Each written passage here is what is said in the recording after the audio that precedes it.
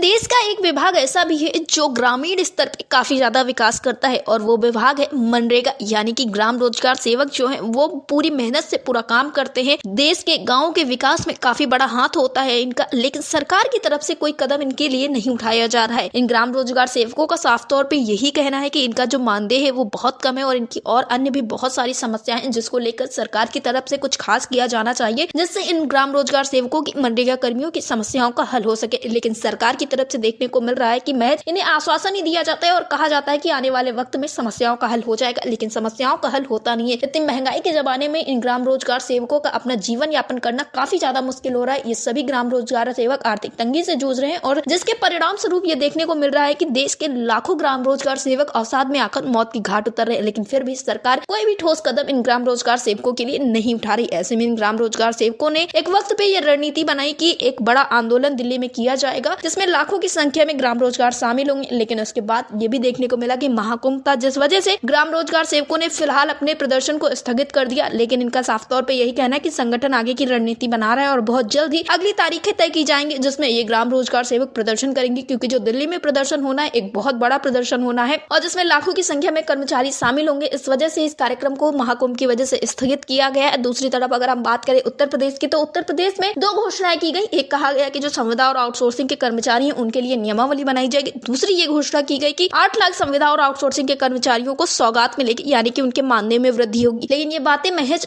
आदेश ही रह गई, ऐसा कहना है ग्राम रोजगार सेवकों का कि सरकार की तरफ से कहा तो गया लेकिन चीजें धरातल पर नहीं आई, जिस वजह से इन ग्राम रोजगार सेवकों में और ज्यादा निराशा देखने को मिल रही है। इस विषय पर अटल टीवी की टीम ने बातचीत की संगठन के राष्ट्रीय महासचिव चिदानंद कश्यप से। उनका क्या कुछ कहना था इन सारी चीजों पे आप भी सुनिए।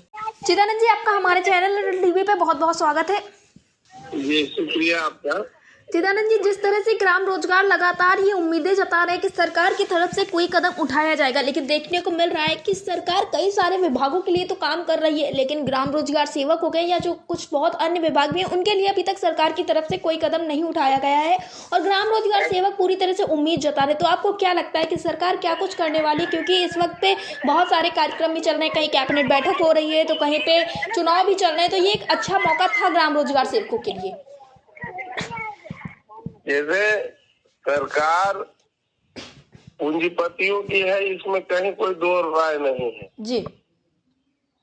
मनरेगा एक गांव गरीबों की योजना है जी, और इस योजना के लाभान्वित भी गांव के अंतिम तबका के जो गरीब है उनको इससे लाभान्वित होते हैं जी। अब यहाँ पूंजीपतियों और निर्धनों के बीच में जो खाई है जी, मनरेगा इसमें एक कड़ी का काम करता है, उन लोगों तक, अंतिम व्यक्ति तक जो है रोजी रोजगार पहुंचाने का, उनको 2 रोटी देने का जी। लेकिन ये बात बहुत से पूंजीपतियों को रास नहीं आ रही है जी, एक नैरेटिव मनरेगा के बारे में सेट कर दिया गया है जी। और रोजगार सेवक जो है वो मनरेगा के अहम कड़ी हैं जी, इसलिए सरकार और उनके जो ब्यूरोक्रेट हैं जी। रोजगार सेवकों को भारी दबाव और तनाव में रखने का काम इसलिए करते हैं कि ये डिस्टर्ब रहेंगे तो मनरेगा प्रभावित होगी जी। और यही कारण है कि सरकार की सारी योजनाएं चल रही हैं जी। सभी जगह जो है 8वां वेतन का घोषणा अभी केंद्र सरकार की है और अन्य राज्यों में वो अगले साल से लागू भी होने की तैयारी हो रही है जी। लेकिन रोजगार सेवकों को उनका हक जो वेतनमान होता है वो तो दूर की बात, उनको अपना जीवन यापन करने के लिए जो एक न्यूनतम आवश्यक राशि होती है वो भी सरकार देने में अक्षम है जी। वो भी नहीं देना चाहती है।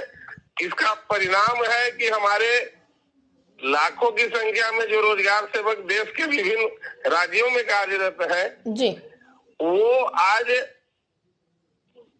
कठिन दौर से गुजर रहे हैं, गंभीर बीमारियों से जूझ रहे हैं जी, असामयिक मौत के शिकार हो रहे हैं जी। भारत सरकार अपना वेबसाइट देख ले, अपना विभागों का सर्वे करके देख ले, जितनी अधिक मौतें जी, ग्राम रोजगार सेवक की पूरे देश में हो रही है जी, उतनी कोई भी विभाग में कर्मी की नहीं हो रही है। इसका कारण, एकमात्र कारण यही है जी, उसका एकमात्र कारण यही है कि सरकार रोजगार सेवकों को उनका हक, उनको न्यूनतम जो है पारिश्रमिक तक नहीं दे रही है और लगातार उनका जो है संशय की स्थिति बना के रखी हुई है, जिसके कारण वो आज तनाव और दबाव मुक्त जीवन जीते हुए मनरेगा के कार्य को कर रहे हैं जी। और लगातार मनरेगा के काम करते हुए गांव गरीब का जो है कल्याण में लगे हुए। जी चिदानंद जी, जिस तरह से देखने को मिला कि आप लोगों ने प्रदर्शन की एक रणनीति बनाई, कहा गया कि फरवरी के माह में एक बड़ा प्रदर्शन होगा, लेकिन आपके द्वारा ये अवगत कराया गया कि महाकुंभ में इतना अच्छा कार्यक्रम हो रहा है, इस वजह से इसको थोड़े वक्त के लिए स्थगित किया गया है। तो आप लोगों ने क्या अभी तक कोई अगली तारीख तय की गई है? लगभग कब तक आप लोग प्रदर्शन करने वाले हैं? जी बिल्कुल, आपका कहना सही है। जो महाकुंभ है, आज एक भी ट्रेन खाली नहीं जा रही है दिल्ली की ओर और न ही उसमें कोई सीट मिल पा रहा है जी। वेटिंग भी मिलना मुश्किल है और ऐसे में इतना बड़ा कार्यक्रम का आयोजन दिल्ली में जो किया जाना है, उसमें जो है संगठन ने निर्णय लिया कि महाकुंभ के कारण जो है अव्यवस्था की स्थिति उत्पन्न होगी और उसके कारण इसको कुछ समय के लिए बढ़ाया जाएगा जी। अभी ग्राम रोजगार सेवकों के और मनरेगा का जो केंद्रीय स्तर का जो मीटिंग है जी निर्धारित नहीं हो पाई है जी। वो आगे कुछ समय में उसकी सूचना बैठक की मिलेगी, आप लोगों को भी दी जाएगी जी। और उसमें निर्णय लिए जाना है, क्योंकि पूरे देश का मामला है जी। हर देश के डेलीगेशन, हर राज्य के डेलीगेशन इसमें सम्मिलित होंगे जी।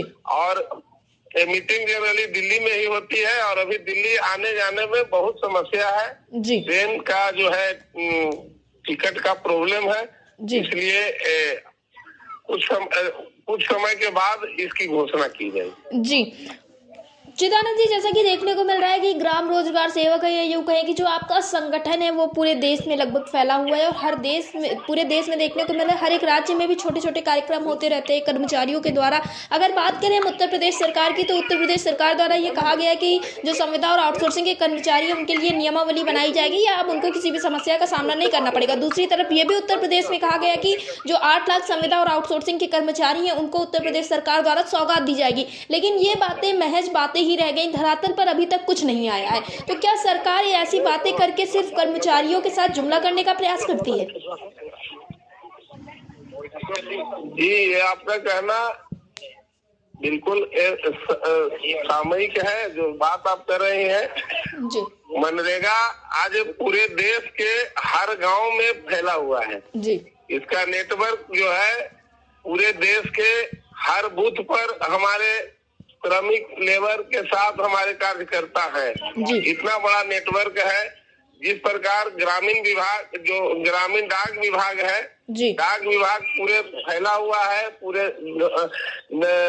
हर गांव में जी। रोजगार सेवक के माध्यम से मनरेगा भी पूरे देश के गांवों में फैला है जी। खास करके योगी सरकार जो बड़ी बड़ी बातें करती है और काम भी कर रही है जी। बड़ा भव्य कुंभ का आयोजन पर हजारों करोड़ रुपए भी है, आस्था के प्रतीक है, हम लोग भी सम्मान करते हैं जी। लेकिन योगी सरकार के द्वारा जो है अभी तक मनरेगा में कार्य करने वाले कर्मचारियों, रोजगार सेवकों के लिए कोई भी ठोस निर्णय नहीं लिया जाना बहुत ही दुर्भाग्यपूर्ण है जी। और हम लोग जो है बहुत जल्द उत्तर प्रदेश में भी एक बहुत बड़ा कार्यक्रम सरकार के विरोध में अपनी मांगों के समर्थन में करने की तैयारी में लगे हैं जी। अब एक कुंभ के बाद उसका भी डेट हम लोग तय करेंगे जी। चिदानंद जी, अटल टीवी से जुड़ने के लिए धन्यवाद। शुक्रिया, धन्यवाद।